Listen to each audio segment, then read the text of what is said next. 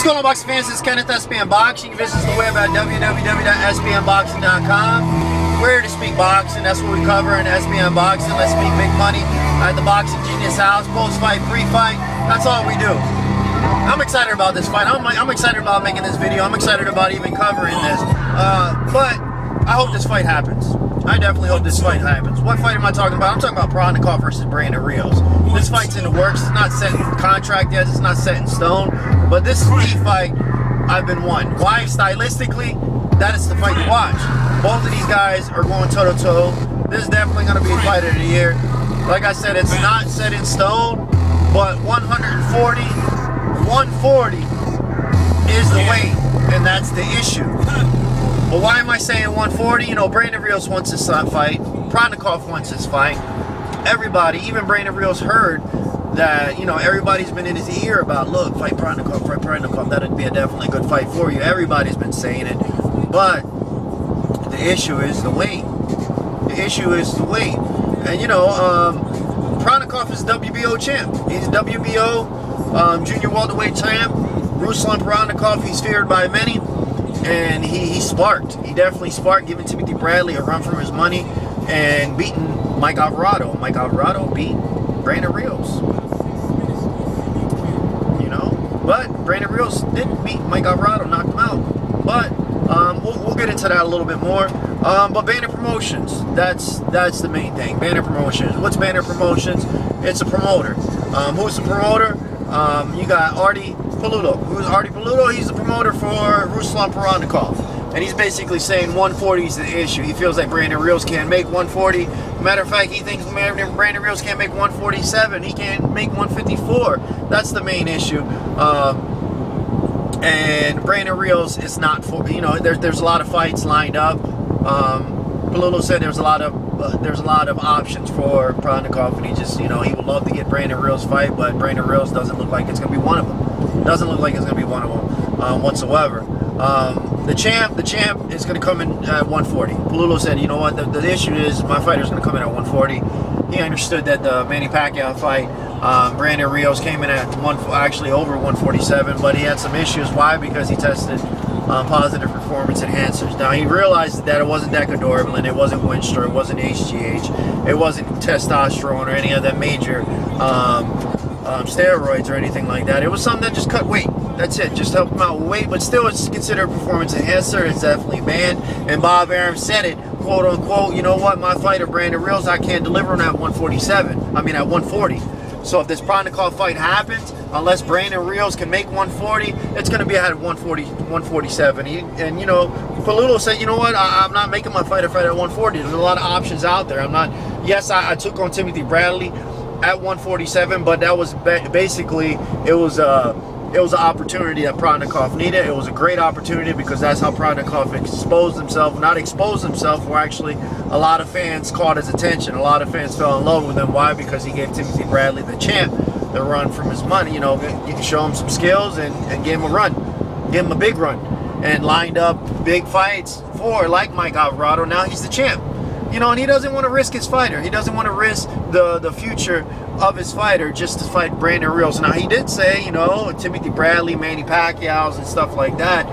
Marquez's big payday fights like that. He's one, you know, it's definitely a risk that's, you know, it's a calculated risk in his favor. Why? Because it's going to pay millions of dollars. Not to fight Rios, though. Not to fight Rios. But I hope this fight takes place. But what's the other options? You know, you have Lamont Peterson, you got Lucas Matisse at 140. Danny Garcia just fought. I think Lucas Matisse is going to fight someone.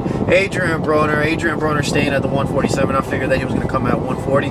But I'm going to create a video as far as why I think Adrian Broner, you know, this fight coming up in the May Day undercard, under, you know, Mayweather promotions and stuff like that. That fight, I think it's tailor-made for him, and I think he should win this fight. I'll create another video on that. Amir Khan staying at 147. I'm going for Amir Khan on that one, but I already created a video on that. I'm not going to talk about that. I'm talking about Provodnikov. Lamont Peterson, Matisse, that'll be a good fight. I think that the fight, if the Rios fight doesn't happen, I think the fight that they might line up is DeMarco. DeMarco came up in weight. He suffered a loss against Adrian Broner, but He's beat some no-name fighters. So I think that fight right there, DeMarco is the fight that they might go ahead and give Provodnikov. If that fight was to happen, I think Provodnikov is going to completely dominate DeMarco. I don't see DeMarco winning this fight whatsoever. But if this fight was to happen, you know, I'm talking about Brandon Rios. So Rios, man, you know, Alex Ariza's, he's top dollar. Alex Ariza is supposed to be the shit, man. So Alex Ariza can get him at 140. If you make that fight happen, I know I'm going to piss a lot of people off, like the Boxing Genius does. By the way, catch the boxing videos of the Boxing Genius on YouTube. He's Mayweather's #1 fan. He loves Mayweather. He thinks Mayweather's the best fighter out there. Yes, I said it again. But anyways, Provodnikov versus Rios. That's going to be a good fight if that fight happens. What's my fight prediction? I'm going to give my early fight prediction on this. A lot of boxing YouTube channels don't like giving fight predictions. Why? Because they want to watch SBM Boxing YouTube channel, get our fight predictions, and get other people's fight predictions.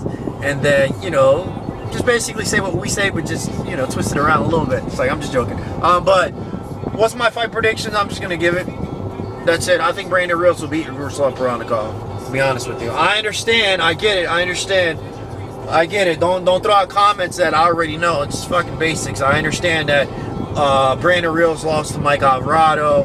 Provodnikov completely dominated Mike Alvarado. So Brandon Rios, you know, basically, if you look at it, if you go based on their fights and you do the 2 + 2 = 4 and don't look at the different styles and what, you know, each fighter brings to the table, styles make fights. If you look at it, you would think Provodnikov will completely dominate Brandon Rios, because Brandon Rios didn't dominate Alvarado, but the first fight he beat him.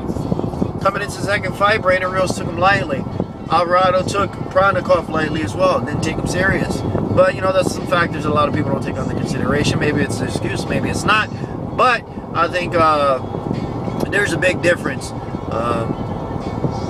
If Mike Alvarado preparation for Brandon Rios after Brandon Rios knocked him out, the preparation is going to be a little bit different for both fighters than it is going to be for Provodnikov. But Provodnikov came off a loss against Timothy Bradley, so, you know, it was a shitty situation in all the fights. But I think that fight right there is tailor-made for Brandon Rios. Why? Because tailor-made for both fighters. Both fighters like to press, like to come forward and bring the fight to one another. And that's something that Brandon Rios likes. A lot of fighters won't sit there and exchange. Like Timothy Bradley didn't sit there and exchange with Provodnikov. He couldn't sit there and exchange with Provodnikov. Look what happened. A lot of people can't sit there and exchange. Manny Pacquiao didn't sit there and exchange with Brandon Rios. He boxed him. He was in and out, being quick and overwhelmed him with his speed. But Pacquiao has some punching power. But Brandon Rios was never hurt throughout that fight.